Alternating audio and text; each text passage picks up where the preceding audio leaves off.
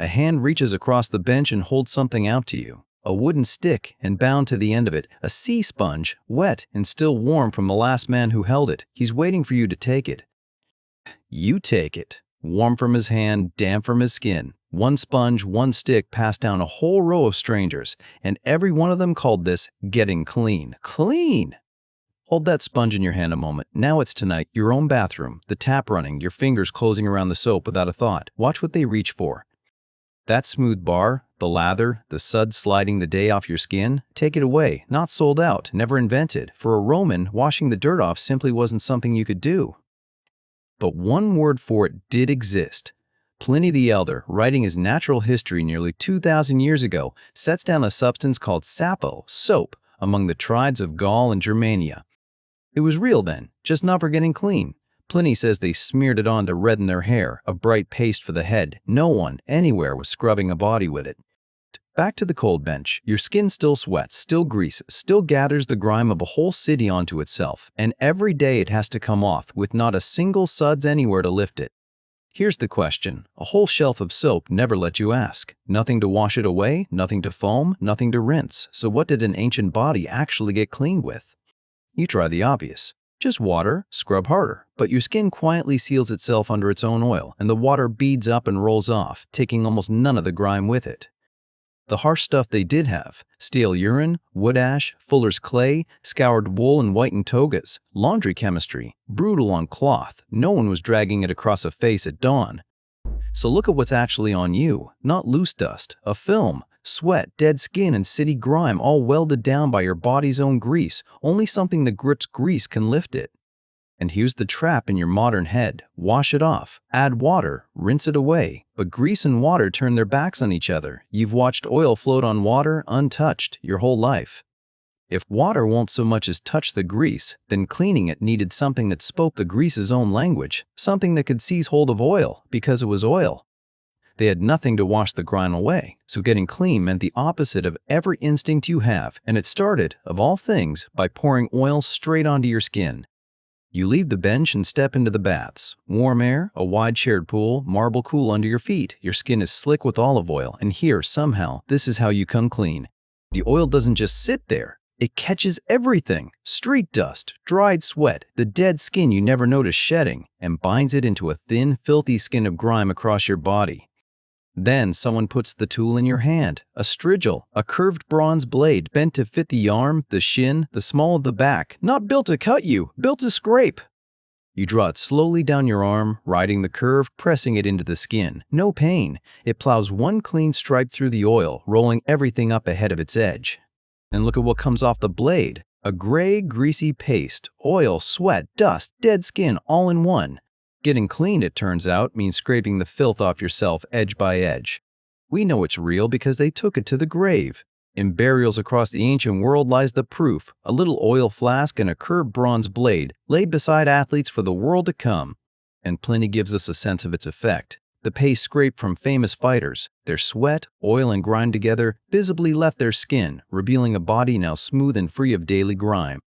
So the body came clean, oil, blade, paste, gone, without one drop of soap. But you're still on that cold bench, and no one has said a word about the thing still sitting in your hand. Clean was never going to happen here, on cold stone. So you rise, leave the sponge resting a moment, and move with the crowd across town, toward the baths. This is no quick rinse. It's a march through room after heated room, each one hotter than the last, until sweat sheets off you and the grime turns soft, all before a drop of water touches your skin. Then the oil. You tip a small flask and work olive oil over your whole body, scalp to shin. To get clean, the first thing you do is make yourself deliberately gleaming greasy. Now the blade. You draw the curved bronze strigil down your oiled arm, and up peels a curl of gray sludge, oil, sweat, dust, and dead skin in one. They had a word for it, gloios. Again, arm, leg, back, chest. Every stroke lifts another ribbon of filth onto the metal. No soap, no lather. The dirt leaves your body balanced on the edge of a blade. Now you're clean, so you step down into the water. A wide shared pool, warm, inviting. It also holds every bather who came before you, and no one drained it between them. No chlorine, no soap, a slick of oil riding the surface, and everyone scraped off grime still turning in the warmth. Your skin came out clean, the water you cleaned it in did not. So the baths explain your body. Oil, blade, gloios, a warm soap, done. But none of it went near the thing still in your hand. What was that sponge for, and had anyone ever cleaned it? Look down at it. A single sea sponge lashed to a short wooden handle, the tersorium. This is what every person on this bench reaches for, and there is only ever the one. There's a slot cut in the front of your stone seat, down below the knee. You feed the sponge through it, reach under, and wipe. That was the toilet paper of an empire. Then you rinse it in the shallow gutter of running water at your feet, or a shared bucket of salt water and vinegar. One swirl, and it goes back onto its handle, and you hand it to the stranger beside you. He wipes, he rinses, he passes it along. Same sponge, same handle. Every person on this bench all day long, the one sponge between the lot of them. Around the year 64, Seneca describes a German beast fighter who slipped into a latrine before the games and killed himself with the sponge stick. He reached for the one thing he knew would be waiting in any latrine, not exotic, furniture. So, by any honest measure, did salt, vinegar, and a shared sponge really leave a man clean? The vinegar killed something. The sharing undid it. By our measure, filthy. By theirs, clean enough. The line between the two was never fixed. And you'll feel that line tonight at your own sink.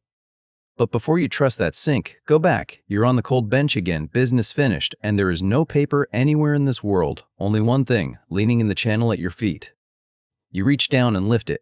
A wooden handle, a soft lump of sea sponge bound to the end. It's damp, and it's still faintly warm from the hand that set it there just before yours. You wipe, quick. Then comes the part that made it count as clean. You swish the stick in the fresh water running past your feet, or dunk it in the bucket of vinegar and salt water at the wall. Then you pass it on. The man beside you takes the same stick. No pause, no second sponge. So how many people share it? Everyone, all of them, all day. One sponge for the whole room. The vinegar bites at something, true.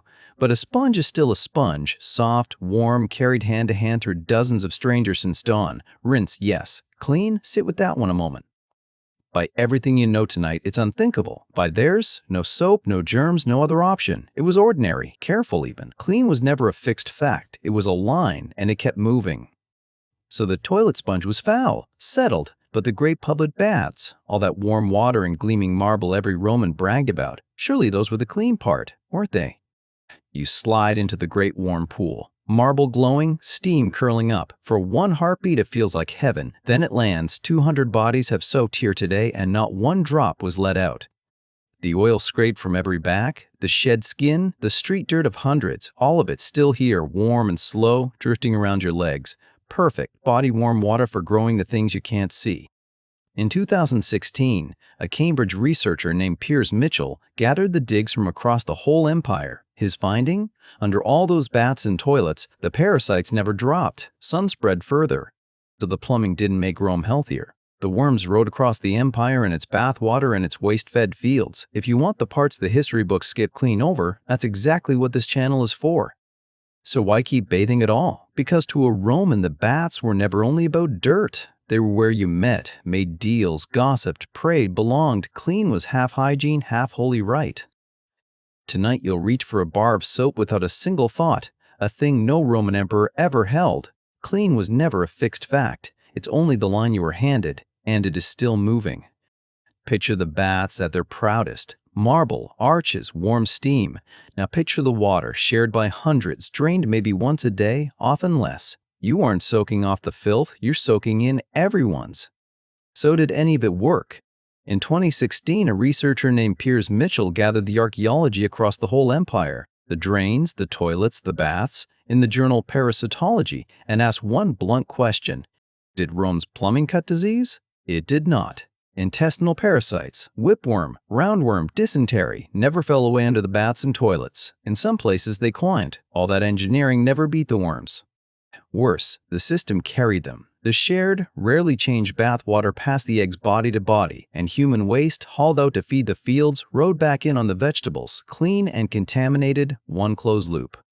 That's the twist the guidebooks leave out. Rome's proudest sanitation barely moved the needle. If the buried, unglamorous truth is why you're here, then that is the whole point of this channel.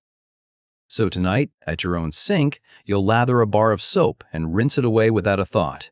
The Romans scraped, soaked, and prayed, and called that clean too. The line only ever kept moving.